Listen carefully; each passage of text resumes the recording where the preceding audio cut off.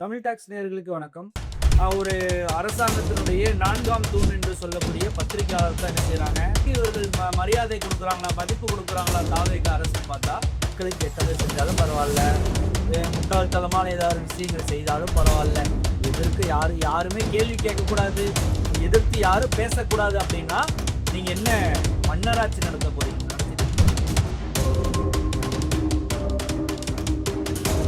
Tamil tax நேயர்களுக்கு வணக்கம். தாவேக அரசு பதவியேற்று கிட்டத்தட்ட 2 மாதங்களை கடந்து விட்டது. கடந்த சில மாதங்களாக அவருடைய செயல் திட்டங்கள், அவருடைய உள்நோக்கங்கள், கொள்கைகள் என்ன? அவங்களுடைய பணிகள் எப்படி இருக்க போகிறது? மக்களுக்கு என்னென்ன நலத்திட்டங்கள் செய்ய போறாங்க? அதற்காண்டி ஆலோசனைகள் நடக்குதா? அப்படின்ற மாரியான மக்கள் எல்லாம் பார்த்துட்டு வராங்க. முழுக்க முழுக்க அவருடைய ஒவ்வொரு நாளுடைய செயல்பாடுலயும் மக்கள் உன்னிப்பா ரொம்ப கவனிச்சுட்டு வராங்க. அவருடைய எம்எல்ஏக்கள் என்னென்ன செய்றாங்க? அமைச்சர்கள் என்னென்ன செய்றாங்க? இப்பதான் அமைச்சர்கள் யார் யாருன்னே மக்களுக்கு இப்பதான் தான் கொஞ்சம் கொஞ்சமா பார்க்குறாங்க. அது எப்படி பார்க்குறாங்க அப்டின்னா, பிரஸ் சந்திக்கிறாங்க, பத்திரிகையாளர சந்திக்கிறாங்க. YouTubeல வீடியோஸ்லாம் எடுத்து ரீல்ஸ்லாம் போடுறாங்க. ஓ! இவங்க தான் அமைச்சர் கீர்த்தனா சிவகாசில எம்எல்ஏ ஆயி இப்ப அமைச்சரா இருக்காங்க. தொழில்துறை அமைச்சரா இருக்காங்களா? ஓ! சிடிஆர் நிர்மல்குமார் இவரு தான் மின்சார வாரியத்துறை அமைச்சரா? மின்வெட்டு பிரச்சனை வந்தது. யார்ரா அமைச்சரு? யாரு அமைச்சர்? யாரு அமைச்சர்? அப்படின்னு தேடி பார்க்கும்போது, ஓ! சிடிஆர் நிர்மல்குமார் அவர்கள் பத்திரிகையாளர சந்திச்சு அவர் என்ன செய்றாரு? பேட்டி குடுக்குறாரு. மின்வெட்டுக்கு நாங்க காரணம் இல்ல. திமுக தான் காரணம். அதிமுக தான் காரணம். இன்னும் பல சக்திகள், பல கட்சிகள் தான் காரணம் அப்படின்னு ஒவ்வொரு கட்சிகளா வந்து அவர் என்ன செய்றாரு? குற்றம் சாட்டுறாரு. சாட்டும்போது அப்பதான் மக்களுக்கு தெரியுது. ஓ! இவரு தான் வந்து மின்சாரத்துறை அமைச்சரா? சரி ரைட்டு. அதுக்கடுத்து எம்எல்ஏ நம்ம ஏரியா எம்எல்ஏ யாருன்னே தெரியாம நெறைய பேர் ஓட்டு போட்டிருக்கிறாங்க, வாக்களிச்சிருக்கிறாங்க. காரணம் என்ன அப்டின்னா, விஜய் அவர்களுக்கு ஒரு முகத்துக்காண்டி வாக்களிச்சிருக்கிறாங்க. ஒரு சினிமாவுடைய கவர்ச்சியிலுடைய கவர்ச்சிக்காண்டி என்ன செஞ்சிருக்கிறாங்க, ஓட்டு போட்டிருக்காங்கன்றத மக்களே வெளிப்படையா சொல்ல ஆரம்பிச்சுட்டாங்க. எப்படி சொல்ல ஆரம்பிச்சுட்டாங்கன்னா, அவங்களுக்கு ஏற்படக்கூடிய ஒவ்வொரு பிரச்சனைகள் பார்க்குறாங்க. மின்வெட்டு பிரச்சனை, அதுபோக கொலை, கற்பழிப்பு பலரும் பாதிக்கப்படுறாங்க. பாதிக்கப்பட்டு என்ன செய்றாங்க, வெளிய வர ஆரம்பிச்சுட்டாங்க. நாங்கலாம் ஓட்டு போட்டோம். இவருக்காண்டி ஒரு மாற்றம் வராதா? அப்படின்னு சொல்லி இவர தேர்ந்தெடுத்தோம். ஆனா, முந்தைய அரசை விட, அதற்கு முந்தைய இருந்த அரசை விட ரொம்ப மோசமா இருக்குது. எதிர்பார்க்காத ஒரு திருப்பமா இருக்குது. விஜய் முதலமைச்சர் என்னதான் செய்றாரு அப்படின்னு மக்கள்ட்டலாம் கேள்வியா வருது.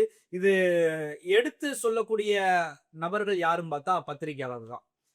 ஒரு அரசாங்கத்தினுடைய 4ஆம் தூண் என்று சொல்லக்கூடிய பத்திரிகையாளர் தான் என்ன செய்றாங்க, இத வந்து மக்கள் எடுத்து சொல்றாங்க. இவங்க செய்ற நல்லதா இருக்கட்டும், கெட்டதா இருக்கட்டும், நடுநிலையாக மக்கள்ட்ட வந்து எடுத்து சொல்றது யாருன்னு பார்த்தா பத்திரிகையாளர் தான். பத்திரிகையாளர்களுக்கு இவர்கள் மரியாதை குடுக்குறாங்களா, மதிப்பு குடுக்குறாங்களா தாவேக அரசுன்னு பார்த்தா, அணு அளவும் இல்ல. ஒரு துளி கூட இல்ல. ஒரு டெல்லிக்கு போறாரு, சிஎம் போறாரு. ஒரு தமிழரா இருக்கக்கூடிய பத்திரிகையாளர் கேட்கிறாரு, எந்த சிஎம்மா இருந்தாலும் டெல்லிக்கு வந்து பத்திரிகையாளரை சந்திக்காம போன மரபே இல்ல. பத்திரிக்கையாளர் சந்திச்சுட்டு பேட்டி குடுத்துட்டு தான் போவாங்க. எதுக்காண்டி இப்போ டெல்லிக்கு வரோம்? டெல்லிக்கு வந்து என்ன பிரதமர பார்த்து என்ன பேசியிருக்காங்க? என்ன கோரிக்கை வச்சிருக்காங்கன்றத நேரடியா மக்களுக்கு சொல்றதுக்கு என்ன செய்வாங்க? பத்திரிக்கையாளர் சந்திப்பாங்க.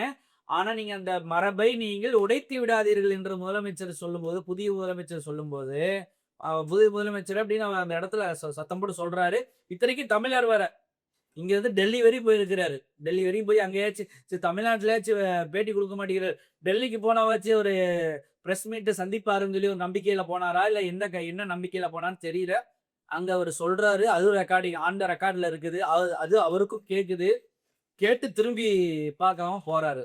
இப்படி இருக்கக்கூடிய ஒரு நேரத்துல, நெறைய விஷயங்கள வந்து என்ன செய்றாங்கன்னா, மக்களுக்கு நேரடியா எடுத்து சொல்ல வேண்டிய கடமை யாருக்கு? பத்திரிக்கையாளரா இருக்கக்கூடிய நமக்கு கடமை. அப்போ பத்திரிக்கையாளர் கருத்துரிமைன்றது எல்லாத்துக்கும் உண்டானது தான். இது சாதாரண மனிதர்கள்லருந்து பத்திரிக்கையாளருக்கு கூடுதலா முக்கியத்துவம் இருக்குது. அவங்களுக்கு அவங்களுடைய குடும்பங்கள், அவங்களுடைய பலவீனங்கள்லாம் நெறைய இருக்கும். அந்த பலவீனங்கள பயன்படுத்தி அவங்கள முடக்கியறலாம். பத்திரிக்கையாளர்கள வந்து ஒரு உதாரணத்துக்கு சொல்லணும்னா, சமீப நாட்களுக்கு முன்பாக சத்தியம் டிவியில இருந்த முக்தாவ ரொம்ப நசுக்குனாங்க, முடக்குனாங்க. அதுக்கப்புறம் யூடியூபர் மாரிதாஸ் அவங்கள, இன்னும் நெறைய மக்கள வந்து யாரெல்லாம் வந்து கருத்த வந்து தன்னுடைய சொந்த கருத்த பரிமாறுறது எந்த ஒரு தப்பும் இல்ல. ஒரு மனிதனுக்கு புண்படாம சொல்லணுமே தவிர, அசிங்கமான, ஆபாசமான வார்த்தைகள பயன்படுத்தாம, நாகரிகமாக தன்னுடைய கருத்தை, சொந்த கருத்தை மக்களுடைய நலனுக்காக வேண்டி, ஜனநாயகங்களுடைய கடமைக்காக வேண்டி பேசுறது தப்பே இல்ல. ஆனா, கருத்துரிமையில யாரெல்லாம் பறிச்சிருக்காங்க தெரியுங்களா? வரலாறு எடுத்து பார்க்கும்போது தெரியும். ஹிட்லர் படிச்சிருக்கிறாரு, முசோலினி படிச்சிருக்கிறாரு. கொடுங்கோல் ஆட்சி செய்த ஒவ்வொரு தலைவர்களுடைய பட்டியல் எடுத்து பார்க்கும் பொழுது அவங்க முதல் செய்த காரியம் என்ன பார்த்தீங்கன்னா, பத்திரிகையை வந்து என்ன செய்தது, கருத்துரிமை பறிக்கிறது. பத்திரிகையை வந்து தன்னுடைய ஆதிக்கத்துல வச்சுக்கணும், தன்னுடைய கட்டுப்பாட்டுல வச்சுக்கணுன்றத ஒவ்வொரு கொடுங்கோல் ஆட்சி செய்கிறாங்களா, மக்களுக்கு கொடுங்கோல் ஆட்சி செய்த மன்னர்கள், தலைவர்கள் என்று ஒரு லிஸ்ட் போட்டு வச்சிருக்காங்கல்ல, அந்த லிஸ்ட்ல நம்மளுடைய சிஎம் சார் வந்துருவாரு இருக்கு அப்படின்னு மக்கள் சொல்றாங்க. நாம சொல்லல. மக்கள் வந்து ஒவ்வொரு மக்களும் வந்து தினந்தோறும் வந்து யூடியூப்லயும், சமூக வலைதளங்களையும் அல்லது மீடியா சேனல் மூலமாகவும் அல்லது நேரடியா சந்திக்கும் பொழுதும் அவங்க சொல்லக்கூடியது என்னதுன்னா, மைக்க கொண்டு போய் நிப்பாட்டினாவே ஓடிடுறாங்க. ஐயோ! விஜய் அவர் எடுத்து நம்மள ஜெயில்ல போட்டுருவாரு, கேஸ போட்டுருவாரு. ஏன்னா, ஆதவ அர்ஜுனா முன்னாடியே சொல்லத்தானே செஞ்சாரு. தேர்தலுக்கு முன்பாக, நாங்க ஆட்சிக்கு வந்த உடனே எஃப்ஐஆர்லாம் இருக்காது.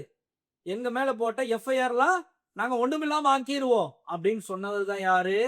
இப்ப இருக்கக்கூடிய அமைச்சர்.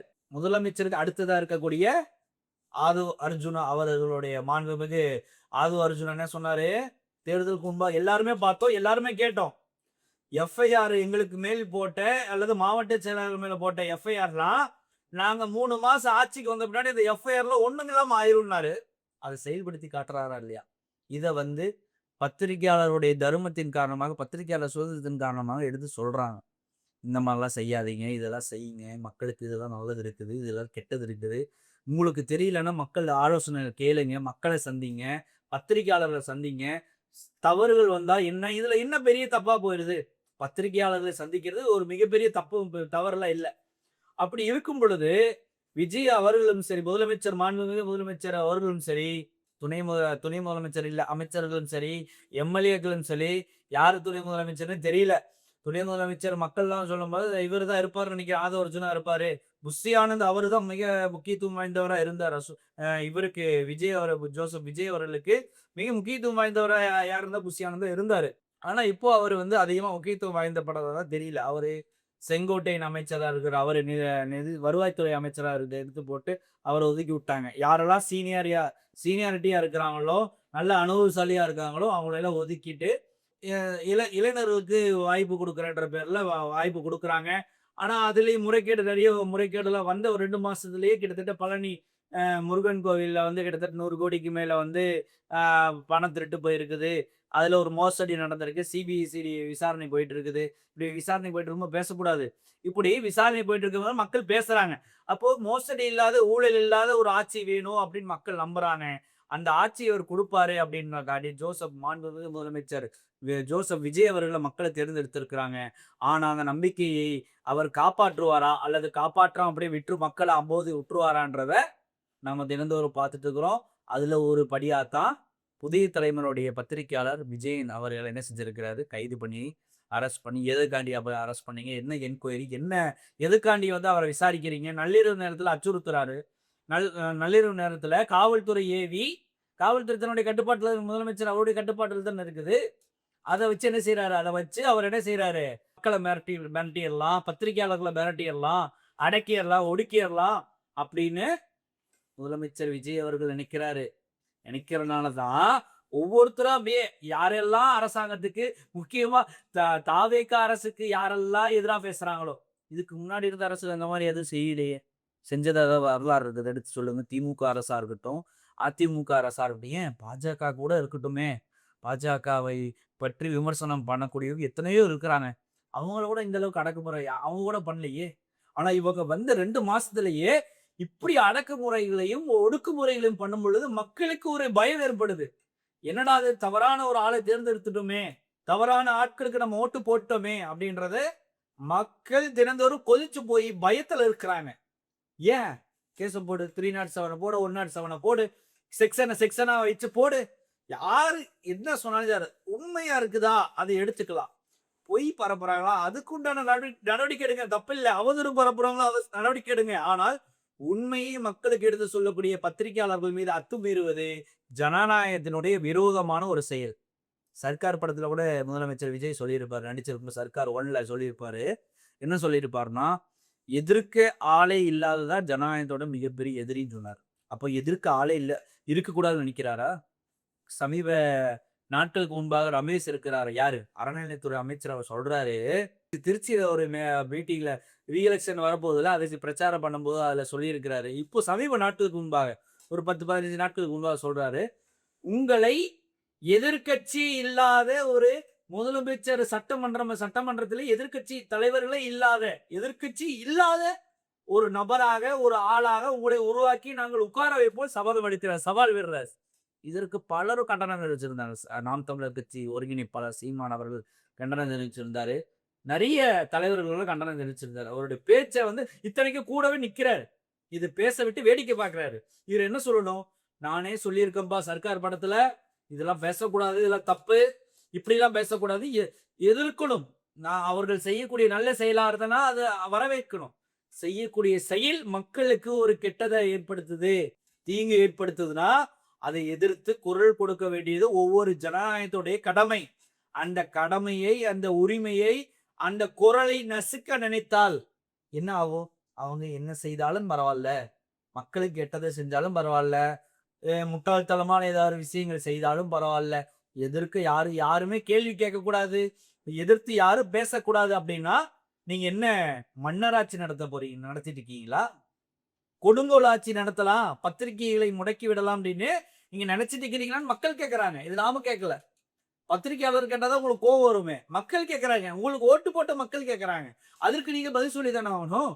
மக்கள் கேட்கறாங்க, அரசியல் கட்சி தலைவர்கள் கேட்கறாங்க, திருமாவளவன் உங்களுடைய கூட்டணி கட்சி தலைவர்கள் இப்போ கூட்டணியில இருக்கிறாங்கல்ல, விடுதலை சிறுத்தை கட்சி தலைவருக்கு அவர் கண்டனம் தெரிவிச்சிருக்கிறார். விஜயன் அவர்களை எப்படி நீங்க எப்படி விசாரணை பண்ணலாம்? நள்ளிரவு நேரத்துல எப்படி அவர் அணுகணும்? குதிரை பேரம் நடந்தது ஒரு சாதாரண அவரு செந்தில் பாலாஜி அவருடைய உடன்பிறந்த தம்பி அசோக் குமார் அவரு குதிரை பேரம் நடந்ததா அவர் மேல என்கொயரி இருக்குது. அதுல இவர் இன்வால்வ் ஆயிருக்காரு. பத்திரிகையாளர் 1000 பேருக்கு கூட தொடர்பு இருப்பாங்க. அதுக்குன்னு 1000 பேருக்கு கூட தொடர்புன்னு நீங்க சொல்ல முடியுமா? பத்திரிகையாளர்னா யாரு? எல்லாத்தையும் சந்திக்கக்கூடியவங்க, எல்லாத்துக்கூடயும் பேசக்கூடியவங்க. அப்படி அவங்க தானே பத்திரிகையாளர். அவங்க தான் நடுநிலைவாதிகள். பாஜக கூடயும் பேசுவாங்க, திமுக ஆட்கள் கூடயும் பேசுவாங்க, அதிமுக ஆட்கள் கூட பேசுவாங்க, தாவேக அரசு ஆட்கள் கூட, எம்எல்ஏ அமைச்சர்கள் கூட பேசுவாங்க. அதுக்குன்னு அவங்க கூட தொடர்புல இருக்கிறாங்க, அவங்க கீழே தான் இவங்க பணி செய்யறாங்கன்னு சொல்ல முடியுமா? என்ன ஒரு ஒரு ஒரு அறிவார்ந்த ஒரு செயலா பார்க்கப்படுது அது அப்படின்னு மக்கள் கேட்கிறாங்க. மக்கள் ஒவ்வொன்றையும் நுண்ணிப்பா மக்கள் ஓட்டு போட்டவங்க எல்லாம் இவங்க நினைச்சிட்டாங்க. தற்குறி சொல்லிட்டு இருந்தாங்க. உண்மையான தற்குறி ஏதோ நம்மளை தேர்ந்தெடுத்துட்டாங்க, அவங்கள அப்படியே வச்சிடலாம். ஒரு சினிமா நடக்கிறாரு, கையசைக்கிறாரு, முதலமைச்சர் கையசைக்கிறாரு, அவர் நடந்து வர்றாரு, உட்கார்ந்துட்டாரு, டிஃபன் பாக்ஸ் எடுத்து டிஃபன் பாக்ஸ் சாப்பிட்றாரு, அவருடைய கையால சாப்பிட்றாரு.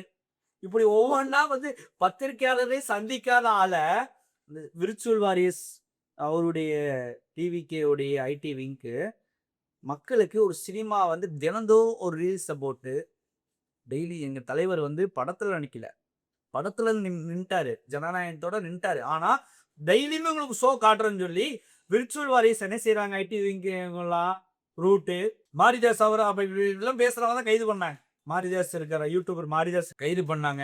அமைச்சர் மேல அவதூறு வழக்கு. கீர்த்தனா சிவகாசி அமைச்சர் இருக்காங்களே, தொழில்துறை அமைச்சர் கீர்த்தனா வந்து ஒரு வாலிபர் கூட தொடர்பு இருந்தாங்கன்ற மாதிரி ஒரு பிரச்சனையாச்சு. அவர் உடனே அடுத்த நாள் என்ன செஞ்சாரு?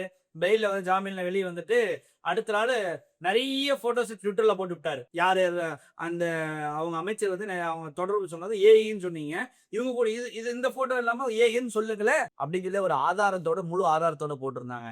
இப்படி நீங்கள் கருத்துரிமை பத்திரிகை சுதந்திரத்தை நீங்கள் முடக்க நினைத்தால் எல்லாரும் மக்கள் எதிர்க்கத்தான் செய்வாங்க, வரவேற்க மாட்டாங்க, உங்களை ஆதரிக்க மாட்டாங்க. உங்களுடைய கூட்டணி கட்சி தலைவர்கள் கம்யூனிஸ்ட் கட்சி எதிர்க்கிறாங்க. வீரபாண்டியன் அவர்களை எதிர்த்த மார்க்சிஸ்ட் கம்யூனிஸ்ட் கட்சியினுடைய தலைவர் வீரபாண்டியன் அவர்கள் என்ன செஞ்சிரு, பத்திரிகையாளர் விஜயன் அவர்களை நீங்கள் சந்தித்தது அணுகுமுறை என்பது மிகவும் கண்டிக்கத்தக்கது. சசிகலாமா அமமுகவுடைய தலைவரை இவங்க என்ன செஞ்சிருக்கிறாங்க? டிடி தினகரன் கண்டிச்சிருக்கிறாரு, எடப்பாடி பழனிசாமி கண்டிச்சிருக்கிறாரு, விடுதலை சிறுத்தை கட்சி திருமாவளவன் அவர்கள், இவர் வன்னி அரசு, இது போன்ற பெரும் கட்சி தலைவர்களும் பத்திரிகையாளர்கள் நிறைய பேர் கண்டிச்சுட்டு தான் வராங்க. செந்தில்வேல் திமுகவுடைய இளைஞரணி தலைவர் அவர் என்ன செஞ்சிருக்கிறாரு? கண்டிச்சிருக்கிறாரு. இது போன்ற நிறைய தலைவர்கள் கண்டிச்சும் நீங்க அதை வந்து ஒரு கவனிக்கல, அதை ஒரு பொருட்படுத்தல அப்படின்னா, நீங்க இது போன்ற செயல்களை அதிகமாக செய்தீர்கள் என்று சொன்னால் மக்கள் உங்கள் மீது ஆதரவு குடுப்பாங்க. ஆதரவுல நிப்பாங்கன்றத நீங்க கண்டிப்பா நிச்சயமாக எதிர்பார்க்காதீங்க. கண்டிப்பா எதிர்க்க தான் செய்வாங்க. ஏனென்றால் தமிழக மக்கள் என்பது மற்ற வடநாட்டு மக்கள் மாரிலாம் இல்ல. விளங்காம, புரியாம, கல்வியறிவு இல்லாம ஓட்டு போட்டாங்க அப்படின்ற மாரி ஒரு தடவ தவறி விழுந்துட்டாங்க குழியில. மீண்டும், மீண்டும் குழியில விழுவாங்கன்றத சொல்ல முடியாது. நீங்க நீங்க நெனைக்க அடுத்த தடவ மீண்டும் ஒரு டெய்லியும் நம்ம சினிமா ரீல்ஸ் மாரி போட்டு காட்டி, மக்கள வந்து என்ன செஞ்சுக்கலாம், தன்னுடைய கட்டுப்பாட்டுல வச்சுக்கலாம் அப்படின்னு நீங்க நெனைக்காதீங்க. மக்களுக்கு செயல் திட்டங்கள் செஞ்சா கண்டிப்பா வரவேற்பாங்க. மக்களுக்கு செயல் திட்டங்கள் செய்யாமல், வாக்குறுதி குடுத்தது செய்யல, அதுக்கு மாறு செய்றீங்க, மக்களுக்கு கெடுதல் செய்றீங்க, முட்டாள்தனமான விஷயங்கள் செய்றீங்க அப்படின்னா, ஜனநாயகத்தில் இருக்கக்கூடிய ஒவ்வொரு மனிதர்களும், அதை சிந்திக்கக்கூடிய ஒவ்வொரு மனிதரும் எதிர்ப்பார்கள், கண்டிப்பார்கள். அதை எதிர்த்து நின்று சண்டை செய்வார்கள். அதற்கு நீங்கள் எதிர்கொள்ளத்தான் செய்ய வேண்டுமே தவிர, இது போன்று காவல்துறையையோ, உளவுத்துறையை வைத்து ஏறுதலா வைத்து அவர்களை அடக்க நினைத்தால் ஆர்ப்பரிக்க செய்வார்கள் என்பதை மக்கள் கேட்கின்றார்கள். மக்கள் சொல்கின்ற கருத்தை உங்கள் இந்த தளத்தின் மூலமாக நாம் மக்களுக்கு எடுத்து சொல்றோம். உங்களுக்கும் எடுத்து சொல்றோம். மக்களுக்கு நல்லது செய்யுங்க. கான்ஃபிடென்ட்டா இருங்க. நல்லதே நடக்கும். நல்லதே செய்யுங்க அப்படின்ற மாரி சொல்றீங்க. அது வெறும் வாய் வழி இல்லாமல் செயல்பாட்டுல நீங்க காட்டுங்க. யார் எதிர்க்கிறதா இருந்தாலும் அவர்களை பத்திரிகையாளரா இருக்கட்டும், எந்த ஒரு ஆதாரப்பூர்வமா அவர்கள அணுகுறது சரியா அணுகுங்க அப்படின்றத மக்கள் சார்பாக கேட்டுக்கொள்கின்றோம். நன்றி.